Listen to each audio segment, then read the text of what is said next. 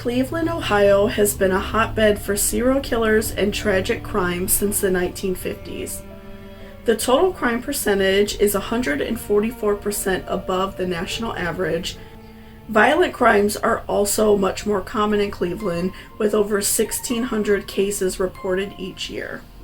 Hello everyone, I hope you're doing well. Today we're going to look at the case of the Cleveland Strangler, Anthony Sowell.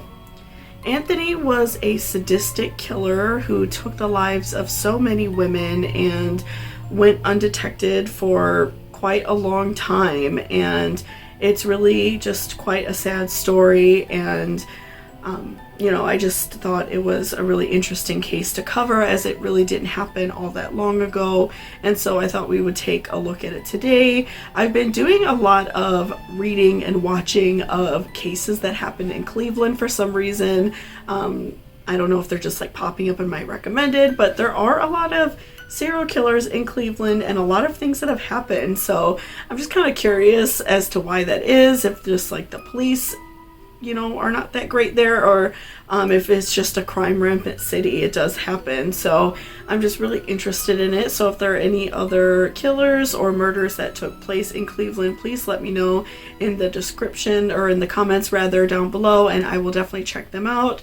And I do have a couple other videos coming up about other Cleveland killers that are really interesting, so make sure you hit that subscription button and you will be alerted when I post those videos. And I do post about 1 to 2 new videos every week. In 1989, an unnamed pregnant woman escaped a deadly situation. Her hands and feet were bound, and her mouth was gagged with a dirty rag. She was choked until her body started tingling. She was able to escape and reported a man named Anthony Sowell as her attacker. Anthony pled guilty to the charges of kidnapping, rape, and attempted rape, and served 15 years in prison.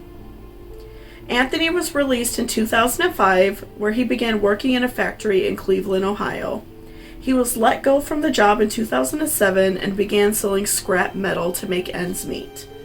Anthony's neighbors often complained to him and the local health department about the awful smell coming from his home. Anthony would blame the smell on a sausage shop located on his block from the smell, but people were not convinced and continued to complain to the local authorities. Anthony led a troubled life from childhood. He was born August 19, 1959, and he was one of 7 children that his mother Claudia Garrison raised. There were also 7 other children living in the home after Anthony's sister passed away from a terminal illness. According to Leona Davis, who was Anthony's younger niece, she lived in the home. Claudia repeatedly subjected her grandchildren to abuse, and Claudia would force Leona to strip naked in front of the older children, mainly boys, and beat her with electrical cords until she bled. Leona, as well as the other girls in the home, were sexually assaulted by Anthony, as well as his brothers, for over 2 years when she was just 10 years old. Claudia was a single mother, and the family lived on Page Avenue with their maternal grandmother, Irene Justice. In 1978, Anthony joined the Marine Corps at the age of 18. He decided he wanted to join after he found out he was going to be a father and wanted to get as far away from Cleveland as possible. He was trained as an electrician, and he served overseas in Japan. Anthony was also married during this time to Yvette Lawson. She was a fellow Marine, and the couple married in 1981. Although he was discharged in 1985, he received a Good Conduct Medal and 1 Service Star. Yvette was not happy in the marriage because of Anthony's drinking, and the couple divorced the day after his discharge. For someone like Anthony, who has been exposed and was the cause of abuse, especially to children, for many years, and was, subject to it, and saw his mother beating her grandchildren, and also, again, took part in it, the military can be very dangerous for somebody who has a violent past like that. In the military, you're taught how to fight, how to kill, how to be discreet, and so this gave Anthony all of the tools he needed to become a serial killer. After he was released from prison in 2005, he went under the radar until September 22, 2009, when a woman named Latundra Billups reported Anthony to the local police.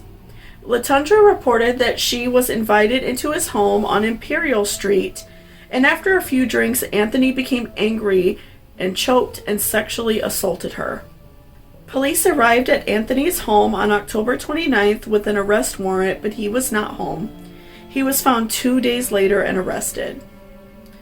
When Anthony was arrested, he was 50 years old, and they saw he had an extensive arrest record from just a few years when he was out of prison in 2005. So they obtained a search warrant for his home. The remains of 2 women were found in a shallow grave in his basement, as well as 4 other female remains on the 3rd floor of his home in the crawl spaces. The backyard was excavated, where investigators found 3 more bodies and partial remains of another. They also found a human skull in a bucket inside of the home. And after the bodies were excavated from the home, it was found that most of the women had died from strangulation, but some of them also died from being gagged, and there were ligature marks found all over their bodies. Anthony also had 3 rapes on his record, and it was reported that he was offering drugs to women. Because of the remains found in his home, Anthony was held on a $5 million bond, and his trial was put off for 7 months until May 2011 to give his attorneys more time to prepare. At this trial, Anthony was charged with 11 counts of aggravated murder, 74 counts of rape, kidnapping, tampering with evidence, and abuse of a corpse. He pled not guilty by reason of insanity, although he later changed his plea to simply not guilty. This trial was heavily publicized and recorded publicly on the news for people to see, and this was a very emotional trial, especially for the jury. All of the women who testified who had escaped from Anthony were very emotional during their testimonies. They really did a great job of showing their pain to the jury, so Anthony, could be convicted of these crimes. So I really commend those women, because I know that was really hard, basically reliving, I'm assuming the worst day of their lives in front of the man who did this to them. So I'm sure that was really hard, but they were strong and brave, and they, told the jury and the judge exactly what happened to them. And also family members of the victims testified and were able to talk about the loved ones that Anthony killed. And his niece Leona testified as well, talking about the abuse that she suffered from Anthony when she was a child. So this was a very heavy trial. A lot of it is on YouTube. So if you are looking into this case more, I definitely recommend checking some of it out. It is very intense. So, watcher beware. It is very hard to watch, but they did a really great job of letting the jury know exactly what Anthony did and how much of a monster he was. His first victim was Tonya Carmichael. She was 53 years old, and her mother reported her missing in December of 2008, and her remains were found in the backyard. Talisha Fortson was 31 years old and was missing for 5 months until her remains were discovered in his home. She was never reported missing until her mother saw on the news that Anthony's home was excavated and dead bodies were found. Crystal Dozier was 38 years old, and she was reporting missing in May 2007. Crystal had 7 children, and she lived near Anthony's home. The family believed that she would return home because she had gone missing in the past, and until they saw the news of the bodies being discovered by police, they truly felt that she was going to come home. Amilda Hunter was 47 years old and a hairstylist and a mother of 3. She was not from Cleveland, but visited the area often for family and friends. Amilda sustained an injury in the past that left her unable to use one of her arms, so investigators believe that she was not able to fight Anthony as some of the other victims had. She was also not reported missing until the other bodies were discovered. Michelle Mason was 45 years old and last seen October 2008.